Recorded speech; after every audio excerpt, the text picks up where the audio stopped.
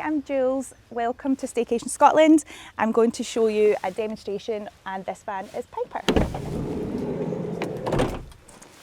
So you'll see you have the living space of the van, the front cab and the pop-top roof. I'm going to show you different ways on how to work the van to maximise your space and your experience. So first of all, we have your control panel here. The power is on at the moment. You keep that on for the whole time that you're away on your trip. L is for leisure. You keep your leisure battery on for the majority of the time you're away, especially when you're driving. This allows the van to fully function off-grid. The V is for voltage. When we press that, it will always flash red unless you are hooked up to a campsite hookup. So we'll put that back to L. Your tap button is for your cold water running sink. You push that to operate the tap. And your water tank will just show you how much water is in the tank. The tank is an underslung water tank and carries around 32 litres of fresh water. Your 3-pin plugs here will only operate when you're hooked up to a campsite electric. You will know that they are working by opening up your drawer here, and your power fuse point will show up light red, but we'll show you that later on in the video. Your light switches are here and here. To operate the light, you tap the button here, just lightly, about 2 centimetres in, and your LED above your kitchen will light up. You also have a light here, just behind your sliding door, which will light up there as well. We also have a strip light in the pop-top roof, which I'll show you later. Underneath, we have your fridge button. You put that on when you collect your camper van and keep that on for the whole time you're away. Here you have your 12 volt, which you can use to plug in an adapter or anything that you wish. Here we have 2 USB points. There are more around the van, which I'll also show you. Your USBs and 12 volt will work completely off your leisure battery, allowing you to charge phones, iPads and any other tablets that you need.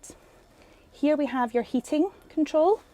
Your bottom arrows work your heater and your top arrows are for your cold fan. To operate your heating, you press the 3 arrows once and the light will go orange and then light yellow. To put it off again, you just press that off. To operate your fan button, you press that once and your light will come on and then again off. You can control your heating and air with the control turn up there. Here we have your cold water running sink. As I mentioned earlier, you have your tap button there, which you keep on only when you're actually operating the sink. When you're driving, please always keep it in the off position or the sensor will beep when you go around corners. So it's on and your water will run like that. Here we have your induction hob. Your induction hob only works when you are hooked up to a campsite electric. I will show you that when we hook up. Here we have your fridge. Your fridge freezer will come stacked with a small mini bar. And we would always recommend that you have your fridge on number 2 or number 3 for the whole trip you're away. You have a fridge freezer as well. Number 3 will be sufficient for your food to freeze. The van comes fully stacked with all your cutlery and utensils, including tongs, cutlery and a pizza knife, along with barbecue tools as well. In here we have 3 pots and pans that will work on your induction hob, as well as your small portable gas cooker. And here you have bowls, side plates, dinner plates, wine glasses, tumblers, carry away cups, cafetiere, and we always supply a fresh deer green ground coffee for your cafetiere. In here we have your camping gas cooker. This is a portable gas cooker that you can use to wild camp and to take with you on a barbecue beach. We supply extra gas canisters. If you want some more, you can purchase them from us. In here we have a portable mini air fryer. Your air fryer will work on your electric hookup, like so.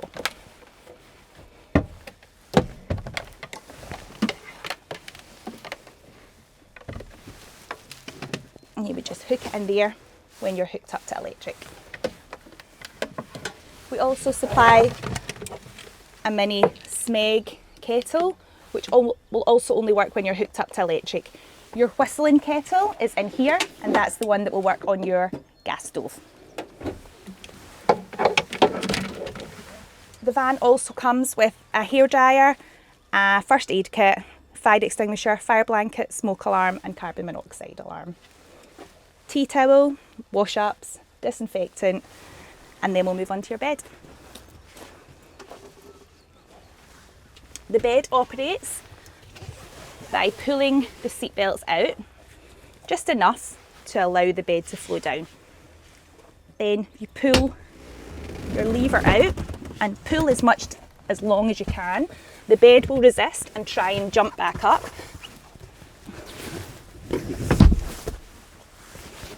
Push it down with your body weight and tuck your seat belts in to the seat. If there's just two of you travelling, the mattress and the pop top can be used as a mattress topper. I think you'll find this is comfortable. To release the bed in the morning, your lever here, you push into your left until the bed releases and it just pushes up itself. Pop it back in to place and that's you set up for the day. The van comes with storage here. You have two cupboards above your kitchen for any food or items, and there is also storage in the back of the van. To ensure the fully functioning of your living space, your front seats also spin round, allowing 4 people to sit and dine or sit and enjoy the living space. Underneath your passenger seat there will be 2 levers. There's a pull lever that you'll have in a normal car to move the seat back or forward, and a stick lever which operates the spinning part. So you would pull it forward as far as it will go, and then use the stick lever to spin the seat round. So your driver's seat also spins partially round, so you have to make sure that you're in first gear, your handbrake is off, and again, using a bit of to and fro, pull your seat forward, find your stick lever, pull it round, pull the seat back, spin it round again, like so.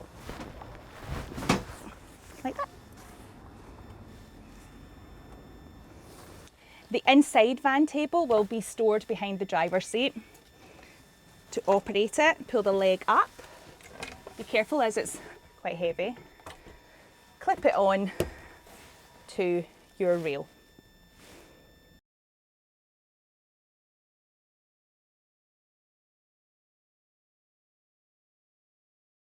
So now we're at the back of the camper van.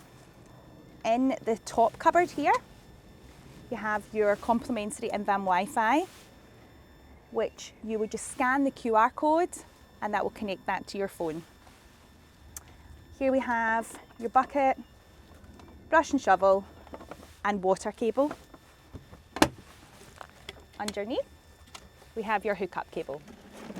This is a 25-metre hookup, which also comes with a 3-pin adapter, should you not have access to a campsite hookup. And then here, we have your 2 camping chairs.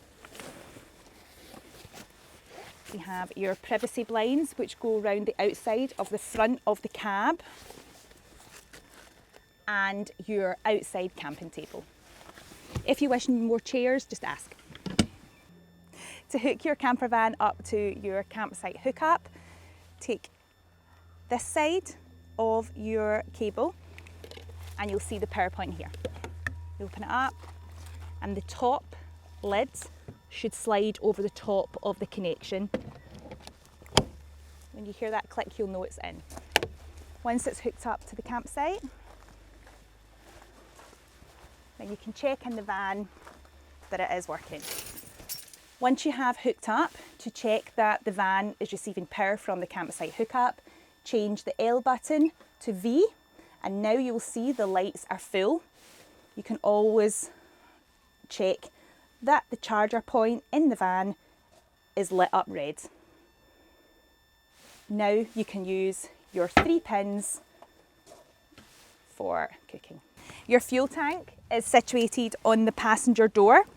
To open, you have to open your door first, then open the fuel tank. Your diesel there. This is your AdBlue. Please don't worry about that. We will have that filled and checked before you arrive. Your diesel is there. To shut it, open your door. So your water waste will drain from here, just behind your driver's door. To ensure that the water comes out, you can, if you're in a campsite, put a small bowl underneath and check that the nozzle is open. If it's closed and your water is not draining from your sink, use the turnkey. Here is your gas safety pipe. Please ignore that. So the van comes with a mini air fryer and a mini electric kettle. When you are all hooked up to the electric, your air fryer will now work. As well, your kettle. So when you are also hooked up to your electric, your induction hob will now work. Push the on-off button and then up or down, depending on which heat, and you'll hear it click and you can cook. So when you're off-grid camping and you just want to make a cup of tea, this is stored underneath the bottom of your drawers. They come in little cans like this. You just want to pop the little red lid off and then line up with this kind of little gap here. Open it and then lift this little bit up. Pop it in. And then you want to look at this where it says unlock to lock, pop it down and then turn it round to your igniter and then that shoot is on. When you're ready and you're finished with it, just take it off from lock to unlock and then that shoot is safe to put away. So if you want to connect your phone through Bluetooth for music or anything like that, you want to press media, which is this one here, settings, Bluetooth, and then it'll come up with your phone and you can just connect it through that way. If you want to do Apple CarPlay, down here you've got your USB C to C cable as well, and that will work with all your Apple CarPlay, so you can use all of your maps as well. In case of emergencies, you've got this button up here, which is your SOS. If you have any vehicle issues with your van, this spanner in the middle, press that one and that will get you the right assistance. Okay, I'll show you how to demonstrate how to put a roof up, and then I'll show you later how to put a roof down. So when you're looking to put the roof up, you have here your straps on clips here, you can see. You loosen these up, taking round to about this far down, so you've got plenty of room when they go up. And the same here, as you can see. Now this roof is on gas struts, so it's very easy to push up. A couple of fingers, slightly lift it up, and just do it slowly, making sure nothing's trapped in the curtain. And as you can see, the roof has got up. And now you just, again, the bedboard's on gas struts, and as you can see, it's now gone up. And you can see it's clear from any obstructions all the way around.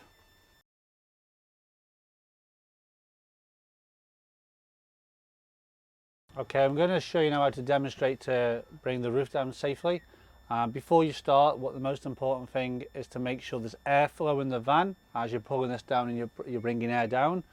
Recommendation is probably to have two routes of air to get out. So the first one will be this main door. You can then choose either the back door Well, I've got a window down either side, which also should be suffice. First thing you've got to do is you've ultimately got to bring the bedboard down. Again, it's quite simple, it's on gas struts, so you can see I'm doing this with one finger. Okay, now I've opened the windows. The key bit just to make sure before you pull the tent down, as you can see the strap at the back. This is actually helping to pull the tent in as you bring it down. It's really important that's fastened. If not, there's a risk of the cloth getting stuck in the axles on the outside, and then the retention would damage the cloth, and then we'd have to replace the whole tent. You've only got this space to manoeuvre, as you can see here, but it's enough space to do it. We have put handles that can help you assist you if you can't reach them, because these are high roofs to give more space for sleeping. Or if you can actually reach the main handle, please do, you can do that also, which I can. On my tiptoes, I'm pulling the roof down. I pull it down slowly because you don't want the air to flow too fast. And as you can see there now, it's starting to take its weight, which is maybe about 8 inches off bringing it fully down. And as you can see, no hands. I can see now the space between the hinges, so I'm happy with that. I'm going to check the other side. And again, I can see the space between the hinges. This is where, if any damage occurs, it's always on this hinge section, so it's really, really important to make sure there's space between that. Now I'm happy. I'm going to bring the roof down completely. So again, you can see it's very simple. I'm pulling it down. I'm now going to just tuck the cloth in, which you will roll up here. And this is what holds the roof together, here on this. And I'm just lifting it up and I'm pulling it hand tight, so I'll get it back this far, do the same on the other side. Again, making sure it's hand tight.